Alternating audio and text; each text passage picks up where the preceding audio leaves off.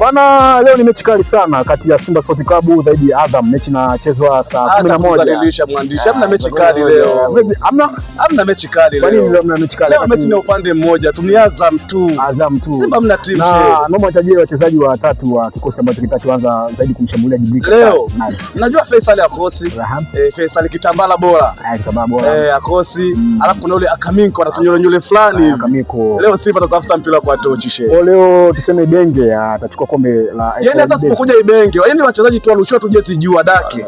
Waende uwanjani, Simba hawatoki. Mechi ya Zanzibar.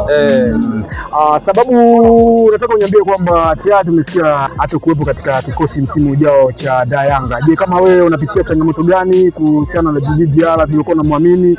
Afu kuna jina kampa Mdaka Mishale protector. Je, ukikosa golikipa huyo wewe itakupa wakati gani? Djigui Diarra akienda kwanza ni kipa bora. Unajua wachezaji wanaiacha Yanga wanaipenda. Umesikia taarifa ya Dube? Dube anaiacha Yanga analia. Yeye anatamani achezee Yanga milele.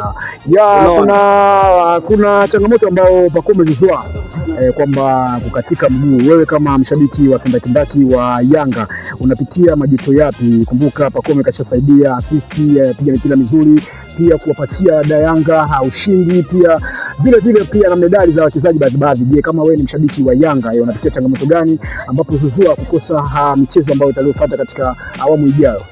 Kwanza kwa maumivu anayopata Pacome, sio Yanga tu, dunia inasikitika. Labda washabiki wa Simba ndio hawajasikitika kwa sababu Kiando hatuna timu ambayo inaenda kucheza mkoa huko ambapo tuseme na Manyele hapa Kampanda. Sababu ni nini mnakosa? Ndio mbina mpira Kirando hatuna. Tunaoa sana Kirando.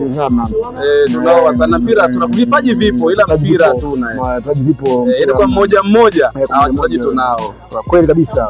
Kwa ulikuwa unawashaurije ambapo wana uwezo wa kiuchumi kuhusiana na kuinua vipaji vya vijana ili watu wacheze pale katika, tunaangalia uwanja wa Leki pale kuna ligi ambayo inaendelea.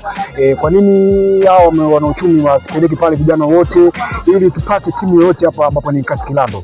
Timu bwana zilikuwepo zamani. Siku hizi vijana wote wana majukumu wachezaji hamna. Wao wachezaji wetu sisi Kilando mpira hawapendi mpira, labda jitokeze tu watu wengine kutoka nje ya Kilando. Bana, mimi naitwa Said Juma Mlisho Rubamo bana, niko na naitwa Mudi Nyantela, nipo